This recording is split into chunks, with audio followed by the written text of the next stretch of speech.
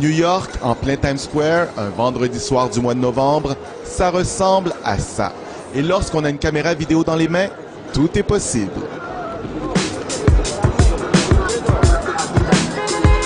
Salut, c'est Herbie, je suis à New York, en plein Times Square. Et lorsqu'on vient à New York, il faut venir à Times Square pour vraiment vivre la frénésie de cette ville. Et en se promenant ici, on peut croiser n'importe qui. Et c'est possible de même croiser des amis qui sont là par hasard, comme Marie-Joëlle. Allô? Ça va bien? Bonjour. Kat. Kat, c'est ton amie? C'est mon amie Kat. Bonjour Marie-Joëlle. Ça va bien? Ça va super bien. Écoute, Content de te voir. on se croise comme ça par hasard. T'es dans mon quartier. Bienvenue dans mon quartier. C'est vrai? T'habites dans ce coin. J'habite à un coin de rue d'ici, à Times Square. Qu'est-ce que tu fais exactement ici, Marie-Joëlle? Je suis là depuis presque un an. Je suis journaliste pour le groupe Sun Media, qui est le groupe de journaux canadiens, le Toronto Sun, le Vancouver Sun, et je suis reporter ici pour le Canada. Et je fais un peu de télé pour TVA aussi. Tu vis ici depuis combien de temps? Un an et demi? Ça fait 11 mois. Ça va faire 11 mois. Ça fait même pas un an? Mi-janvier, juste à temps pour l'inauguration d'Obama. Donc, je suis déménagée ici, à Times Square, et ma première assignation, c'était d'être ici, entourée de milliers de personnes, avec Obama qui disait son discours sur les écrans. J'en ai encore des frissons à te raconter. Donc, des moments comme ça, à New York, tu en as vécu plusieurs. Tes Oui. plus grands moments jusqu'à présent en 11 mois. Mes plus grands moments, il y a eu des grands moments comme l'inauguration d'Obama, la mort de Michael Jackson, quand tout le monde s'est rassemblé ici en pleurs. Des grands moments comme ça, mais moi, je te dirais que je retiens surtout les petites anecdotes. Comme ma première soirée à New York, je suis partie un lundi soir, je suis sautée dans un taxi, je suis allée au Carlyle Hotel dans le Upper East Side et j'avais toujours voulu passer une soirée au Carlyle Café, écouter Woody Allen jouer avec sa troupe et je suis allée là, je me suis payé ça et Woody Allen donnait son concert, il avait l'air complètement endormi sur scène. L'as-tu rencontré? Et ce que j'ai fait, c'est que je suis allée voir, je voyais un gros monsieur en arrière de la salle qui avait l'air de s'endormir. Je suis allée le voir, puis c'était son gérant. Je lui ai dit, moi, je veux vraiment rencontrer Woody Allen. Pour moi, il n'y avait pas personnage plus icône de New York. Et il m'a dit, ma petite fille, à la fin, va derrière la porte là-bas. Il sort toujours de scène par là. On va improviser. Et il m'a montré la porte où Woody Allen sortait de scène. Et je suis allée l'attendre à la fin du show. Et évidemment, il est sorti par là. Et puis, on a eu le temps de prendre quelques photos. Je lui ai dit que j'étais de Montréal. Il a dit, il fait froid là-bas. Et t'as des photos de ça? J'ai des photos de ça. Je te les enverrai. Tu pourras les mettre dans ton montage, OK? J'avais l'impression d'être une simple observatrice. Je me suis assise au fond dans le bar. Puis je regardais. Puis pour moi, il n'y avait pas plus New York moment que ça. Dis-moi, quel autre personnage t'a marqué à New York? OK, moi, quand je pense à New York, je pense aussi à Jay-Z. Je pense que toi aussi, t'aimes Jay-Z. Jay-Z, justement. Le vidéo de Jay-Z a été filmé ici. You should show the steps.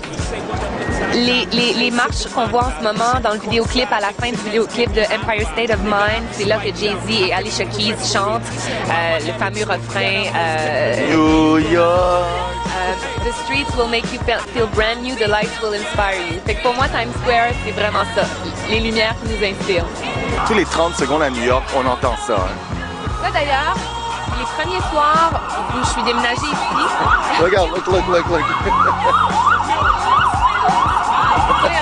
Ça, je les entends même plus. Les premiers soirs, je suis déménagée.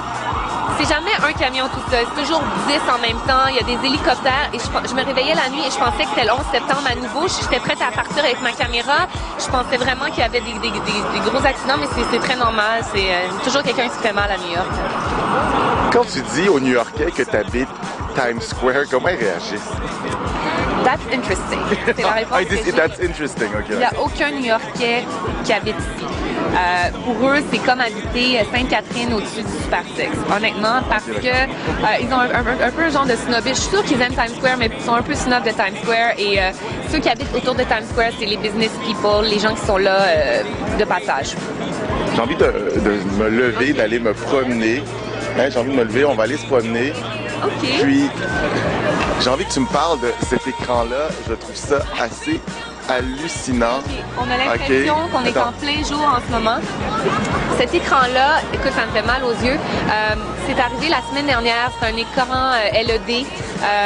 C'est le plus lumineux qu'il y a jamais eu à Times Square en ce moment. Ça vaut des millions de dollars. J'ai lu le chiffre, je me souviens plus, mais c'est le plus récent écran en ce moment à Times Square. Qu'est-ce que t'aimes de vivre à New York? Ah, mon Dieu. J'aime les New-Yorkais avant tout. C'est des gens tellement gentils. Moi, j'ai habité à Paris et je me suis pas fait des amis aussi facilement depuis que je suis à New York. Tu sors dans la rue, les gens te parlent, tout le monde se mélange. Moi, je prends le métro avec des sans-abri, des businessmen. Les gens se mélangent. Il y a une énergie. C'est une ville qui dort pas. Ça, c'est vrai. Je dors plus depuis que j'habite ici. J'aime beaucoup la photographie. C'est une ville extraordinaire pour la photographie. Comme je te dis, à chaque fois que tu sors de la maison, il arrive quelque chose. Tu vas rencontrer quelqu'un. C'est hallucinant. Qui fait ton horaire? Qui te donne, comme on dit, ton assignment? C'est moi. En fait, je suis les yeux de Sun Media à New York. C'est à moi de leur proposer des idées. Sun Media, c'est... Oui, Sun Media, c'est le plus grand groupe de journaux au Canada. Ils ont des journaux à travers le Canada, donc le Toronto Sun, Journal de Montréal. Et je fais aussi, j'ai mon blog. D'ailleurs, félicitations pour Herbie.tv. Merci beaucoup, justement. Ils sont en train de t'écouter sur Herbie.tv. Écoute, justement, toi, on te suit sur Twitter. Sur Twitter. Sur Facebook. Sur Facebook. Twitter, c'est Marie-Joëlle, sans espace. J'ai mon blog aussi, canoe.ca/mjparent. Sur mon blog, c'est là que je mets mes photos inusitées, des petites vidéos de la vie new-yorkaise. Sinon, comme je te disais tout à l'heure, c'est à moi de trouver les idées. Donc, tout l'été, j'étais sur mon vélo. Je me promenais à travers la ville. C'est la meilleure façon de découvrir New York, c'est d'être en vélo. Il faut faire attention, par contre. Puis, c'est quoi le plus gros défi pour toi? C'est d'être la première à nous rapporter quelque chose, de nous faire sentir peut-être le pouls de New York. Le plus gros défi, c'était d'arriver ici, même si tu travailles pour le plus grand groupe médiatique au Canada, c'est la capitale mondiale des médias. Donc, c'est vraiment un petit grain de sable et c'est de se faire connaître. Et c'est que quand on fait des demandes d'entrevue, le premier bonjour, il faut qu'il soit plein d'assurance, sinon on te raccroche au nez. C'est des requins ici, les publicistes. Il faut vraiment avoir très confiance en soi. De quel âge? Moi, j'ai 27 ans. Je viens d'avoir 27 ans. Wow. Et c'est aussi de toujours trouver des idées. C'est d'écrire en anglais. Ça, c'était nouveau pour moi. Je l'avais pas fait avant. Donc, c'est... Est-ce que tu as pris des cours? Là, je prends des cours à NYU, ce que je trouve génial parce que... à l'Université de New York. À l'Université de New York, le soir, je prends des cours d'écriture pour perfectionner mon écriture en anglais. Et c'est une université hallucinante. Lady Gaga est allée là. Je suis allée prendre un cours avec Spike Lee. Donc ça fait partie aussi de l'expérience new-yorkaise. Et Marie-Joëlle, oui. Est-ce qu'on va sur les marches? Oui. Notre nouvelle amie ici, là. OK, on va aller sur les marches. Viens, Kat. Pauvre Kat. C'est où, toi? OK. On va dans les marches? OK.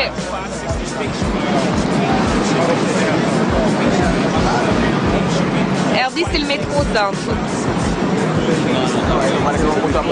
Oui. Et ces marches-là, c'est chauffé. Donc, l'hiver, on peut s'asseoir et il n'y a pas de neige.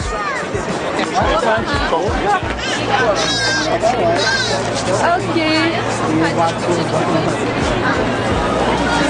Sit down, lady. Merci beaucoup, Marie-Joëlle. Et à bientôt.